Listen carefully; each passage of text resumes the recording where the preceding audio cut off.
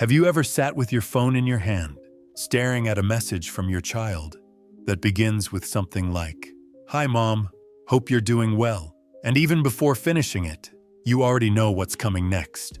A request, a favor, a number, not a check-in, not a real conversation, just need. It's a strange ache, isn't it? That feeling of being remembered, but only when there's something to be gained. You want to believe the message is about love, but too often, it's about money. And you sit there, torn between two thoughts. One part of you whispers, "This is what family is for." But the other part, the quieter one that's grown louder with time, says, "Why does it only happen like this? Why do I feel more like a wallet than a parent?" You're not imagining it. You're not being too sensitive. That feeling you get, it's real, and it deserves to be heard. There's a particular loneliness in knowing that your child, whom you once held through feverish nights and proud graduation days, now mostly sees you as a financial safety net. Not out of malice, maybe not even out of intention, but still it hurts. It's heavy, and no one talks about it enough. We're taught that parents should always be giving, always available, always ready to help, and for many of us, giving has become second nature. But here's a question that might stop you in your tracks. When did giving stop being love and start becoming survival for them and emptiness for you? Claire, a woman I met not long ago, shared something that stayed with me. She's 68, retired, and living on a modest pension. Her son, Lucas, is 35. Every few months, like clockwork, she gets a message from him. The words are polite, sometimes even sweet, but they always lead to the same place. "Can you help me out with rent? Or my credit card bill got out of control again? Just this one time, I promise." Claire has helped many times, quietly pulling from her savings, cutting back on her own groceries, skipping a vacation she'd dreamed of for years. She told me, "It's not even the money. It's that I feel invisible until he needs something. And once I send it, the conversation ends." What broke my heart wasn't just her words. It was the way she said them, like someone who had stopped expecting anything more. But the truth is, she, and you, and so many others, you all deserve more. You deserve love that shows up even when nothing is needed. A simple, "How are you today?" without strings, a hug that isn't followed by hesitation. You deserve to be seen not for your utility, but for your humanity. But here's where the story shifts. Because this video isn't about bitterness. It's about clarity, strength, peace. And that begins with a new kind of response. Not loud, not angry, but calm, firm, final. There is a way to say no with love still in your heart and peace still in your voice. A way to stop the cycle of transactional connection without burning every bridge. A way to say, "I am not a bank. I am your parent. I deserve more than this." Sometimes we think that if we say no, we'll lose them altogether. But ask yourself this: what are you really losing if the only connection left is based on giving? Madeline, another voice in this quiet chorus, used to pay her daughter's car insurance every month without fail. Her daughter was in her 40s, working part-time, often in and out of jobs, and each time the bill came, Madeline paid it. She said nothing. She simply didn't want conflict. But over time, something shifted in her. She began to feel resentful, tired, taken for granted, and worst of all, used. So one day, with shaking hands and a racing heart, she wrote a message that simply said, "I love you, but I can't continue to support you financially. I need to take care of myself now." She waited for a storm, for anger, maybe even silence. Instead, after a few days, she got a call. Her daughter was upset at first, but eventually, she began to find her own footing. It wasn't easy, but slowly, she started taking more responsibility. And for the first time in years, they began having conversations that weren't about money, but about life, memories, and even plans for lunch. Sometimes, love looks like saying no, not out of punishment, but out of truth. Because giving that comes from fear isn't love, it's survival. And you weren't made to survive your relationships. You were made to thrive in them. If you've spent decades giving, you may worry that withholding now will seem cruel. But withholding is not the same as abandoning. It's about restoring balance. It's about finally asking the question, "What about me?"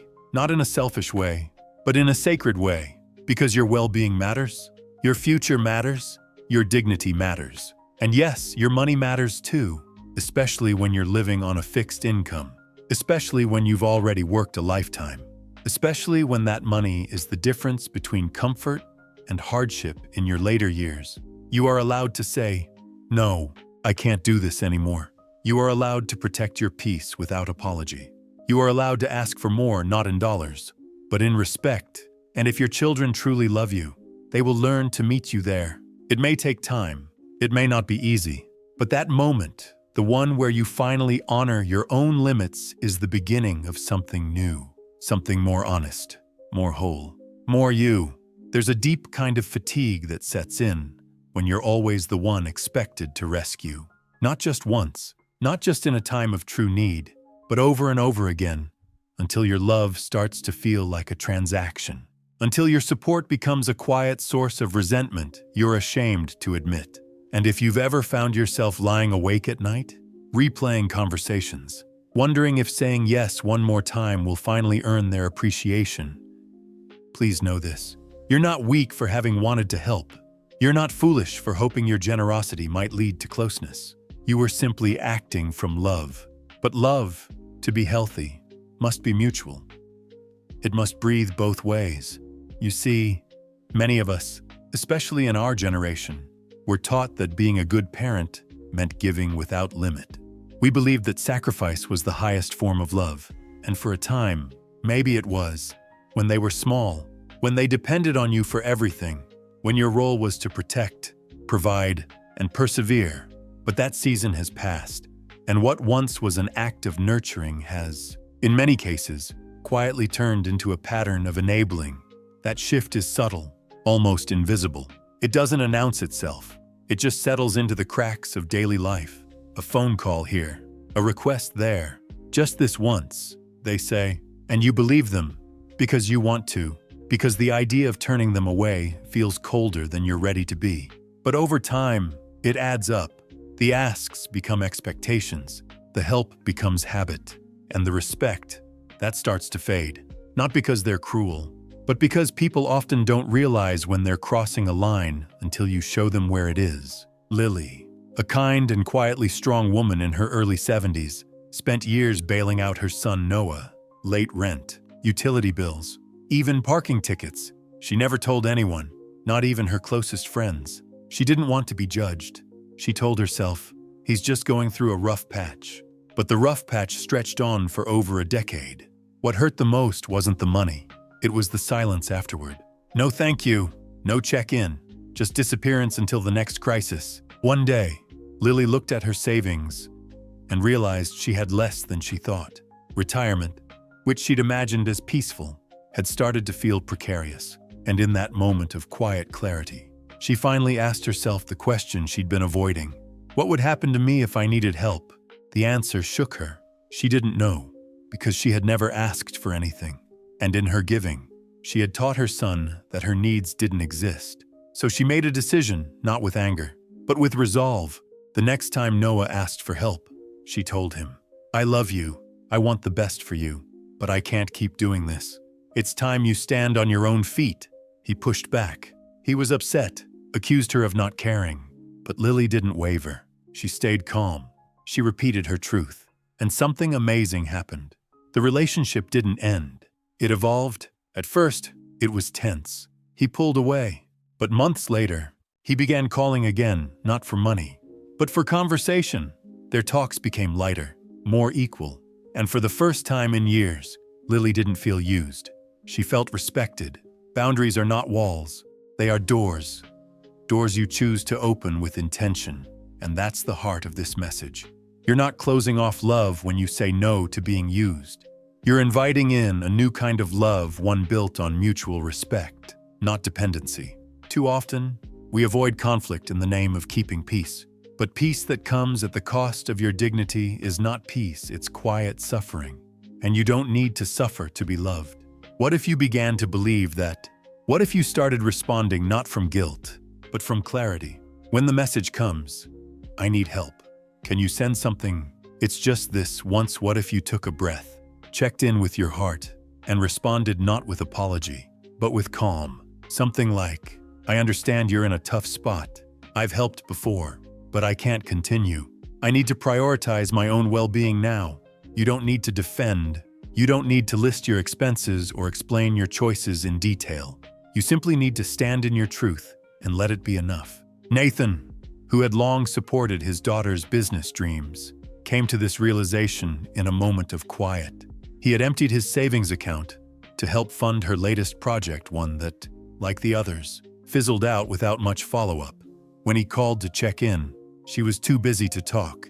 He hung up the phone and sat in silence. And then he said something out loud he'd never dared say before. I feel used. That was the beginning of the shift, not out of spite. Not to teach her a lesson, but because something inside him knew it was time to stop being a cushion for someone else's free fall and start being a foundation for his own peace. He didn't send another check. He didn't argue. He just stopped, and slowly, the calls started changing. Fewer requests, more real conversations, tentative at first, then genuine. Sometimes people need to feel the absence of your yes before they begin to value your presence. And sometimes, even if they don't change, you still win because you've reclaimed your peace. You've stopped participating in a pattern that left you drained. You've drawn a line not in anger, but in love, because love can say no. Love can be firm. Love can be final. Not final in the relationship, but final in the pattern that has kept you small, exhausted, unseen. You are not a bank. You are not a fallback plan. You are not a last resort. You are a whole, complex, worthy human being. And your time, energy, and money have value the moment you begin to believe that everything begins to change. It's a strange kind of freedom, the first time you say no and don't apologize for it. Not with anger, not with guilt twisting in your chest, but with a calmness that feels unfamiliar. Like sunlight through a window you forgot was there. You might expect conflict. You might even brace yourself for it. But what often comes is something different. Silence, maybe. Distance, maybe. But underneath that, space. The kind of space where respect has a chance to grow.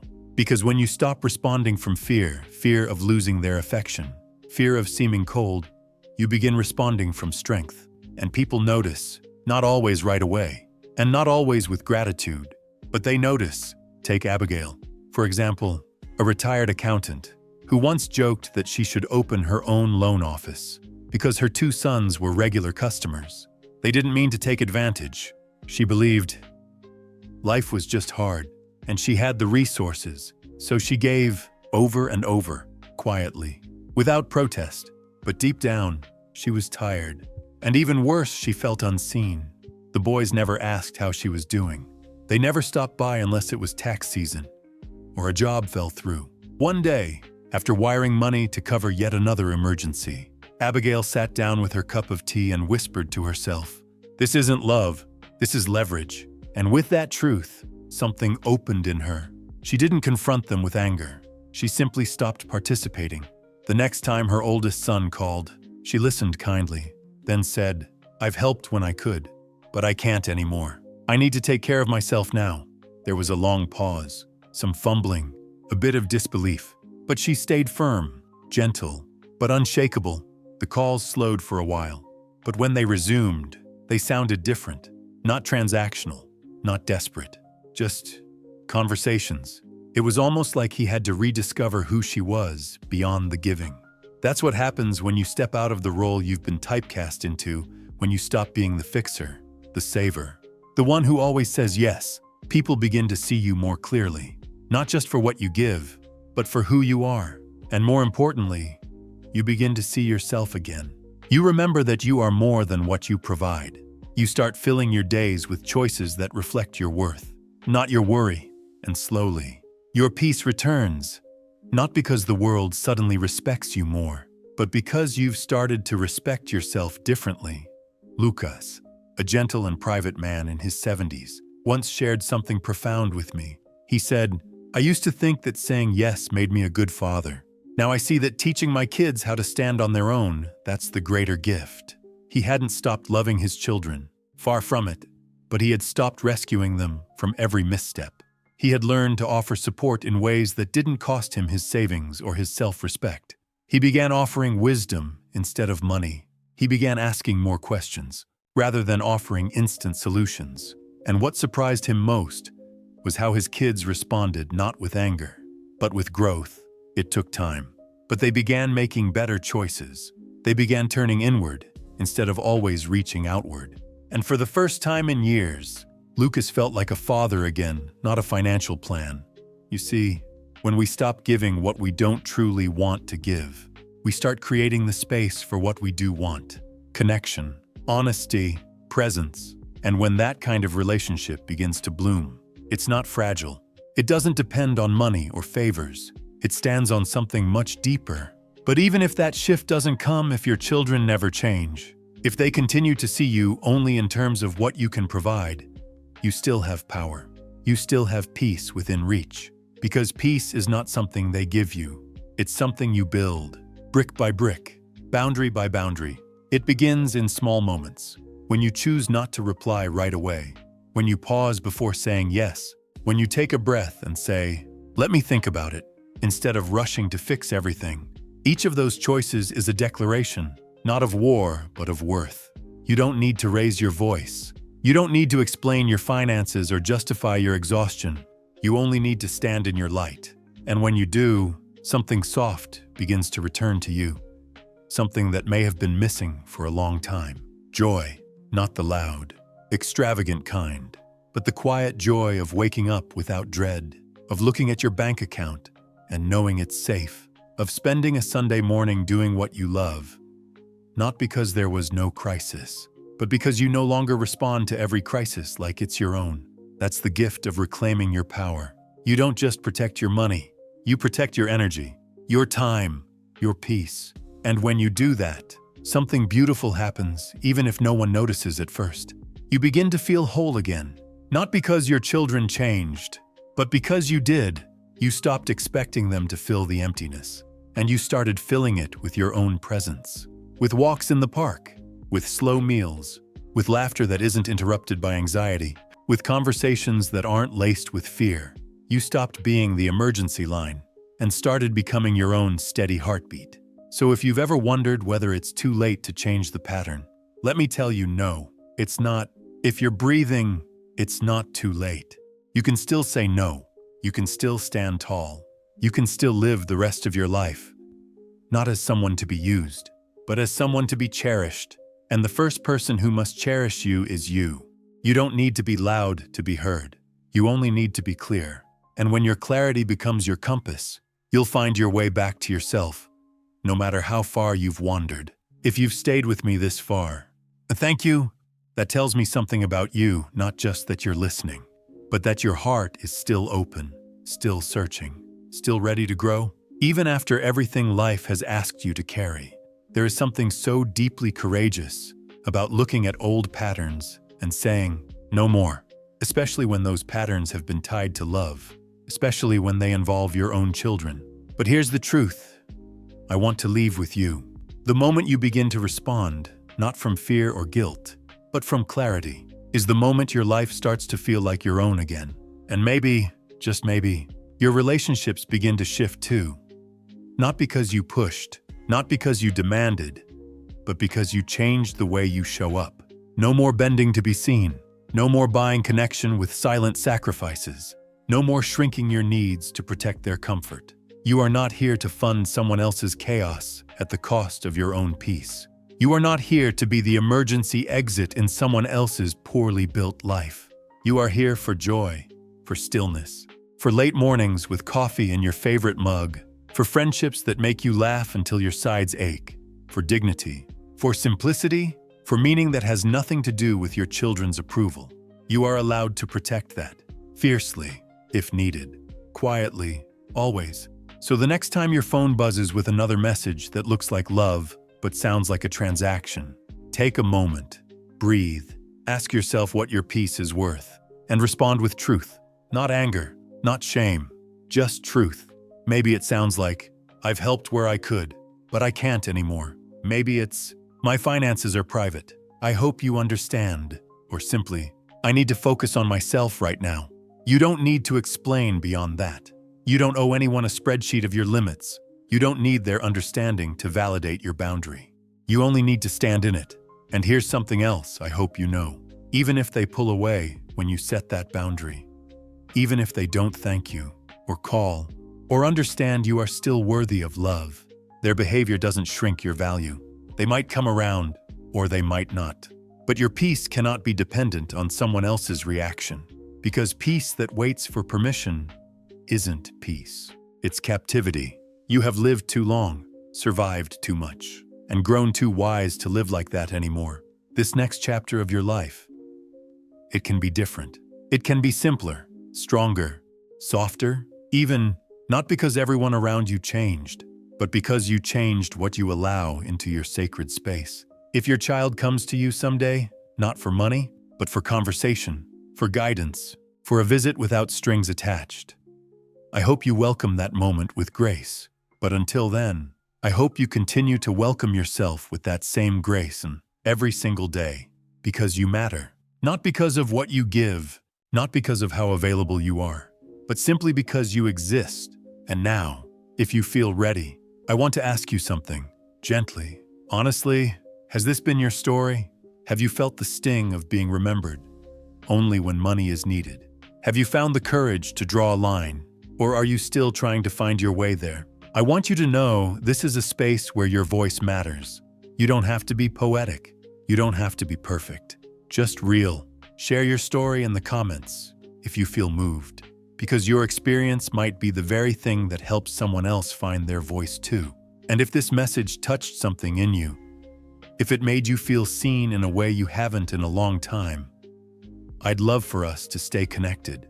This channel isn't just about advice. It's about truth, healing, belonging, and becoming. So if you'd like to walk this journey with me, click subscribe. Not because I want numbers, but because I want us to keep meeting here, in this quiet corner of the world, where honesty is welcome and hearts can breathe. You've already taken a powerful step by listening all the way through. The next step, keep choosing yourself with every breath, with every choice, with every calm, firm, final boundary. You deserve peace. You deserve joy. You deserve to be free, and you are not alone. Thank you for being here. Truly, until we meet again, stand tall, speak gently, and never forget, your light does not need permission to shine.